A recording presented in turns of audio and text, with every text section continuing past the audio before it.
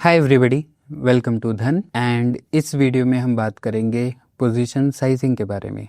ठीक है, एक्यूरेसी सब कुछ नहीं होता है। मतलब मैं 50 बार जीत जाऊं, 50 बार हार जाऊं, इससे भी ज़्यादा इंपॉर्टेंट पता क्या होता है कि आपकी पोजीशन का साइज क्या है। ठीक है, क्या ऐसा हो रहा है कि जब भी आप जीत रहे हो you are winning on a heavier position, and जब आप हार रहे हो तो you are losing on a smaller position. अगर ऐसा आप करते हो और आपका पोजीशन और आपका एक्यूरेसी 50% भी रहा तो भी your system will go in a positive mode. ठीक है, तो ये एक तरीके का पोजीशन साइजिंग है कि जब आप जीतो तो you should win on a heavier position, which is आप पिरामिड करोगे अपनी पोजीशन को। अगर आप ट्रेंड फॉलोइंग कर रहे हो तो जैसे जैसे ट्रेंड आपको फेवर करेगा आप उसमें क्वांटिटी इंक्रीज करोगे। That is a one way. ठीक है, एक और तरीका है पोजीशन साइजिंग का कि जब भी मेरे लॉसेस होते हैं, ठीक है, तो क्या मुझे हर बार सेम ही लेवल का रिस्क आता है या हर बार अलग अलग टाइप का रिस्क आता है। मतलब सोचो, ऐसा तो नहीं होना चाहिए ना कि आपने ट्रेड लिया, कभी 2000 का लॉस हो रहा है, ठीक है, कभी 12,000 का लॉस हो गया,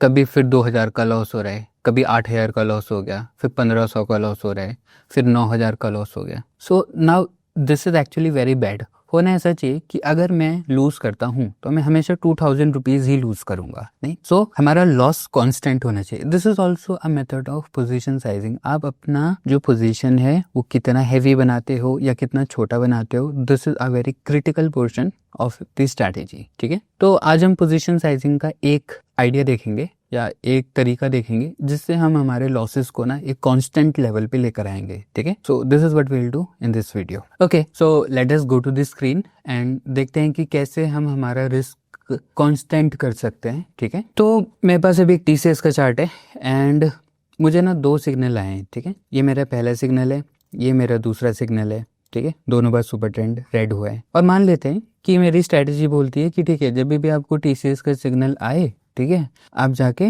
100 क्वांटिटी परचेज कर लो। ठीक है, लाइक दिस। तो अगर मैं ऐसा करता हूँ हमेशा, अगर मैं 100 क्वांटिटी परचेज करता हूँ तो मुझे पहले ट्रेड पे कितना रिस्क आएगा और दूसरे पे कितना आएगा। This is my first trade, ये वाला, and this is my second trade, ये वाला। तो रिस्क कैलकुलेट करते हैं। ठीक है, ये यहाँ से लेके यहाँ तक इट इज लाइक 17 पॉइंट्स और आप हर बार 100 क्वांटिटी ले रहे हो TCS की, तो जो आपको रिस्क है वो 1700 रुपीज का रिस्क है।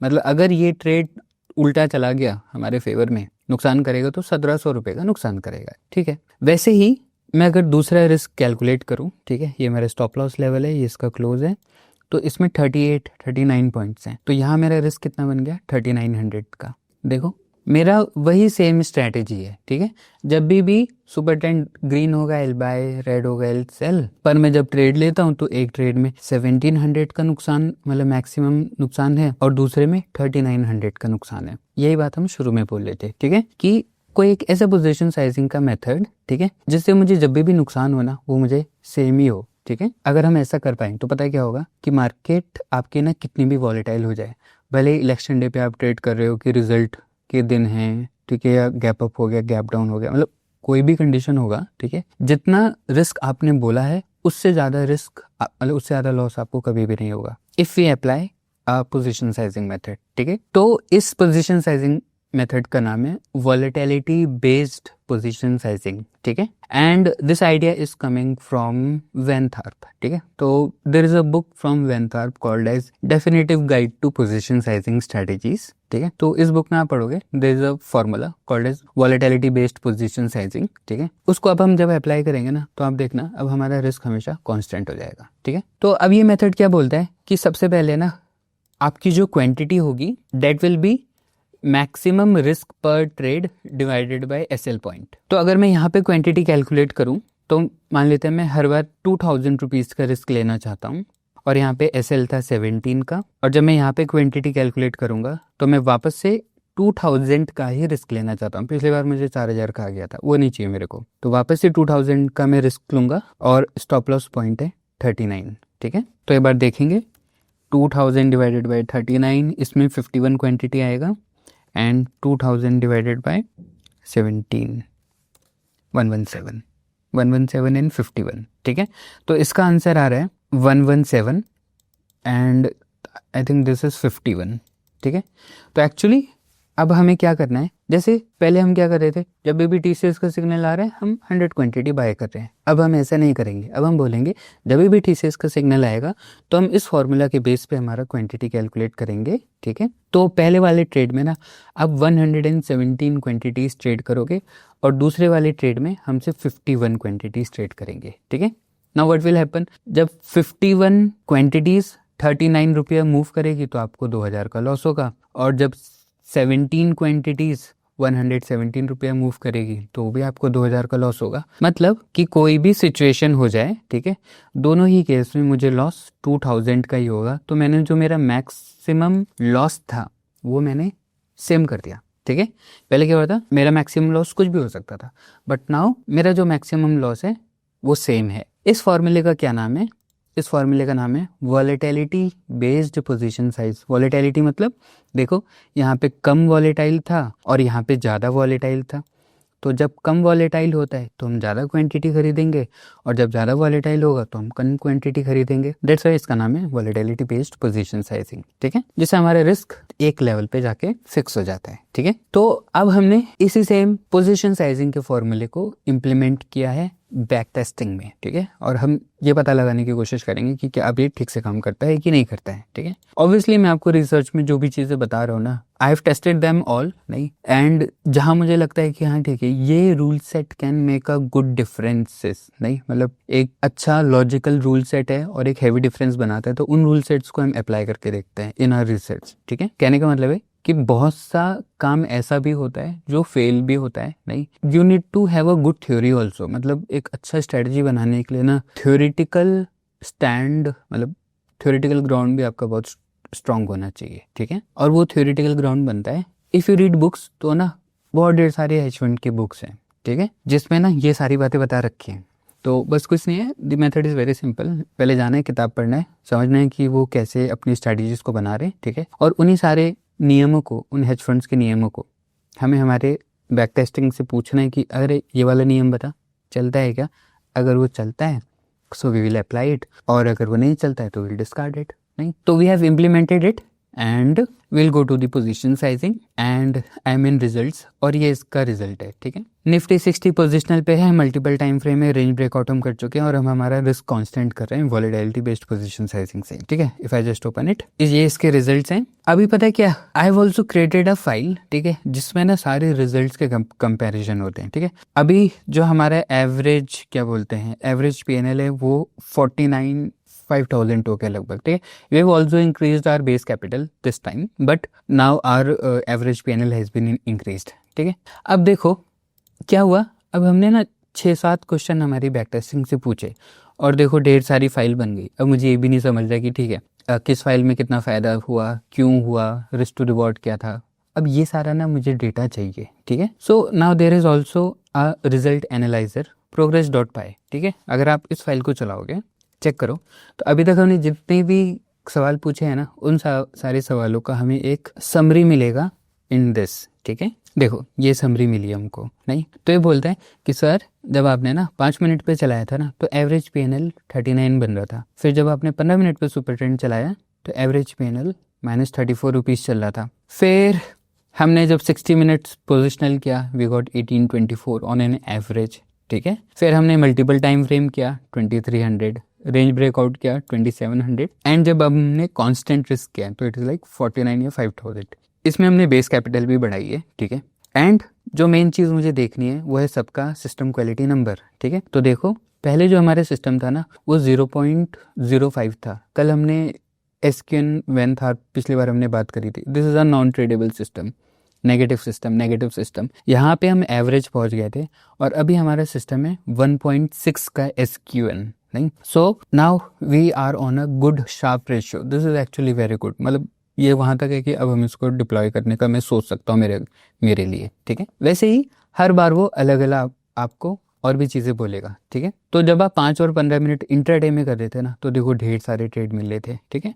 But now we are having 239 trades, तो वी हैव नियरली 5 साल का डेटा, 365 एंड 239 ट्रेड्स, नहीं। तो एक्चुअली जो हमारा एक ट्रेंड आ रहा है ना वो ऑन एन एवरेज ना 7 से 8 दिनों के लिए चल रहा है। एक ट्रेंड आपका मतलब ये पूरे एक हफ्ते तक आपका एक ट्रेंड चलेगा, ठीक है। कभी कभी जब बड़े ट्रेंड आएंगे तो 2-2 महीने भी चलेंगे, ठीक है। कभी कभी जब चौपीनेस आएगी तो वो 2-2 दिन में भी आपको निकाल देगा, बट ऑन एन एवरेज आपका एक पोजीशन 7 से 8 दिन तक रनिंग रहेगा, ठीक है। इस बार जो हमें विन रेट मिला है that is nearly 38%, which is मैं अगर 10 ट्रेड लूंगा तो 4 ट्रेड मेरे जीतेंगे और 6 ट्रेड मेरे आई विल बी लूजिंग, ठीक है। नाउ मेरा रिस्क टू रिवॉर्ड है 2.73, ठीक है। तो जब भी मैं विन करूंगा on an average I will be earning like 2700 rupees, ठीक है। और मैं लूज करूंगा तो सिर्फ 1000 रुपीज लूज करूंगा, but I will be making 2700 rupees, ठीक है। Risk to reward is okay and we have got a good एसक्यूएन।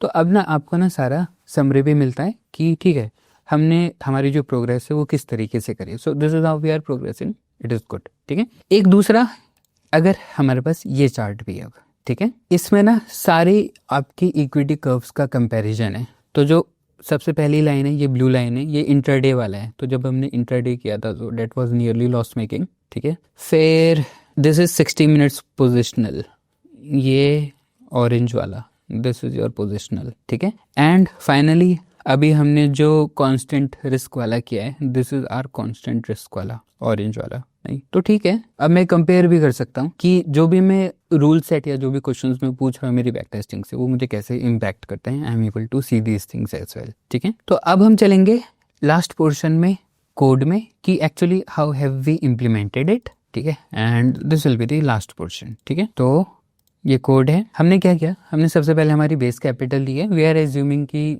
10 lakh rupees हमें चाहिए to run this strategy and मैं हर बार रिस्क 2% का ले रहा हूँ, ठीक है। तो मेरा ट्रेड जो चलना है वो एक हफ्ते के लिए चलना है या 8 दिन के लिए चलना है और मैं हर बार 2% का रिस्क लेके चल रहा हूँ, ठीक है। सो जब मैं यहाँ पे आता हूँ कि कितने मुझे लॉट्स चाहिए, ठीक है, तो I have applied the same formula कि मेरा रिस्क पर ट्रेड क्या है। यहाँ पे मेरा रिस्क पर ट्रेड 20,000 है, डिवाइडेड बाय एसएल पॉइंट करता हूँ, ठीक है, उसे लॉट साइज में राउंड ऑफ करता हूँ।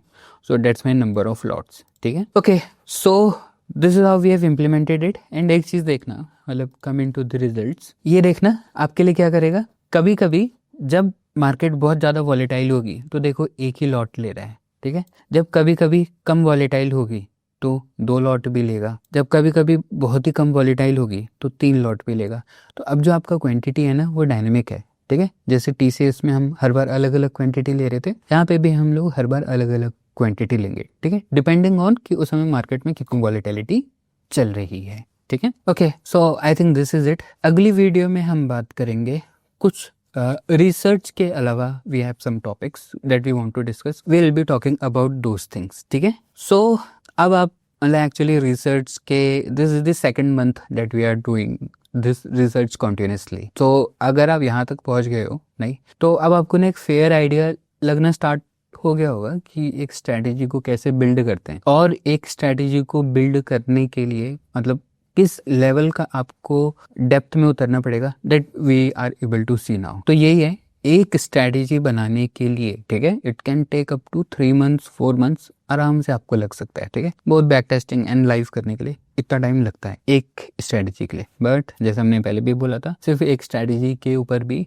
careers can be built out on a single strategy also। तो अगली वीडियो में we'll be coming with more research, ठीक है। एक बार टेस्टिंग में आके भी चेक करते हैं हम कहाँ तक पहुँच गए हैं। हमने रिजिम फिल्टर किया, मल्टीपल टाइम फ्रेम किया, ठीक है। अभी तक ना एक चीज़ और देखो, इतना पोर्शन ना हमारा सिर्फ डायरेक्शन के लिए है एक्चुअली, सिर्फ इतना मतलब मोटा मोटा यहाँ तक दिस इज डायरेक्शन। और फिर हम यहाँ पर से एक्चुअली फिर हम ऑप्शंस में आएंगे। सो this is your theta and IV वाला, नहीं तो आई कैन से मोटा मोटा कि वी हैव डन लगभग 30% ऑफ आर बैक टेस्टिंग हम कंप्लीट कर चुके हैं, नहीं 60% बैक टेस्टिंग अभी और वी नीड टू डू। तो मल्टीपल टाइम फ्रेम तक आ गए। अगली बार ना हम इसको थोड़ा स्ट्रेस टेस्ट भी करेंगे, ठीक है। Will be applying this theta, नहीं अब option selling next month will be doing option selling on this same concept, ठीक है। ऑप्शन सेलिंग पता है क्यों भी करती है, क्योंकि अभी ना हमें ना डायरेक्शन पकड़ में आ गया, directionally we are able to get a okay result, ठीक है। बट साइडवेज मार्केट ना अभी भी हमारे लिए प्रॉब्लम है, बट जब आप ऑप्शन सेलिंग करोगे तो sideways market will be good for us उस केस में, नहीं। सो फिर हम लोग थीटा गेन इंट्रोड्यूस करेंगे next month, and next month ही हम लोग मतलब नेक्स्ट सेट ऑफ वीडियोस में हम इम्प्लाइड वॉलेटिलिटी को भी देखेंगे, ठीक है, कि वो वाला रिजीम फिल्टर जब आईवी गिर रही हो तभी मैं मेरी इस ट्रेंड फॉलोइंग स्ट्रेटेजी को चलाना चाहूँगा, तब मुझे कैसा रिजल्ट देगा, will be seeing in the next set of videos, ठीक है। सो नेक्स्ट वीडियो में हम लोग सैंडबॉक्स और डेवलपमेंट पोर्टल के बारे में बात करेंगे, and super order and iceberg orders के बारे में भी will be talking in the next video. Okay, so it is good, हम यहाँ तक रिसर्च पे आ रखे हैं, ठीक है। एंड कोई भी क्वेश्चन होता है you can just reach us out on madefortrade.in and हम वहाँ पे बात कर सकते हैं, ठीक है। Okay, and you can leave your questions in the comment section also, ठीक है। Okay, so I think this is it. Thank you everybody for your time. Take care. Bye. Investments in the securities market are subject to market risk. Read all the related documents carefully before investing.